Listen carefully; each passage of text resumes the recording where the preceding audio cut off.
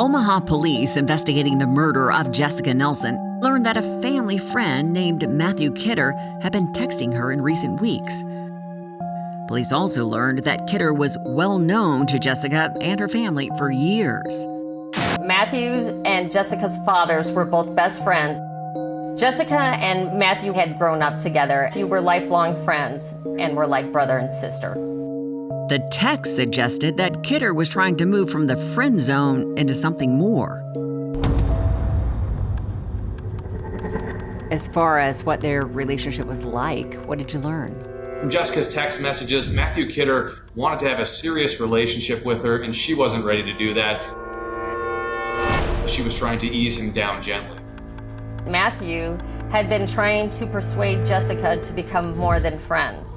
And according to the text messages that Jessica had sent back, she was trying to explain to him that she did not like him in that way. Police needed to hear Matthew Kidder's explanation for the texts and about his interest in the victim. Matthew was brought in for questioning, and he adamantly denied any involvement in Jessica's murder. I'm not responsible for Jessica's death. I'm not responsible for what happened to her.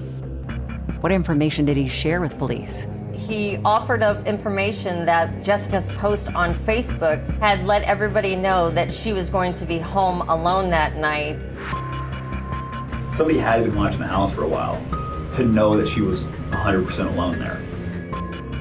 And the murder suspect must have used that information in order to catch Jessica home alone that night.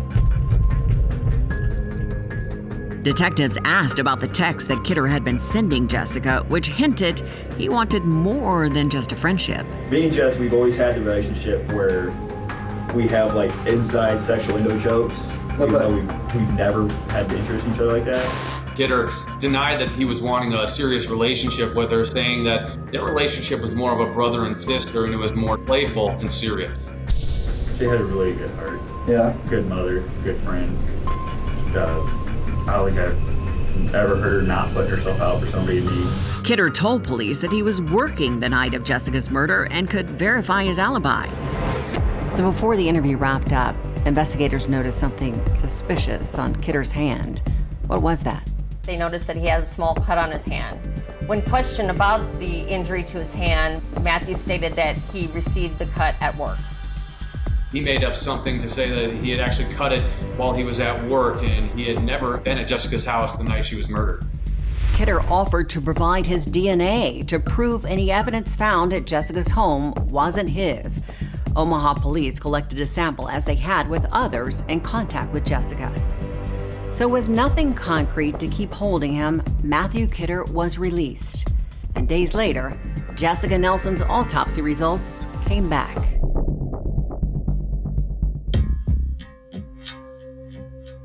What did the autopsy show? The autopsy confirmed that Jessica Nelson had been strangled to death with that phone cord that she was found holding. There were signs of sexual assault. Following the interviews conducted as part of their investigation, there was no one who could be tied to the murder. It was as frustrating for police as it was for Jessica's family. Jessica's murder case seemed to hit a stalemate. It went cold.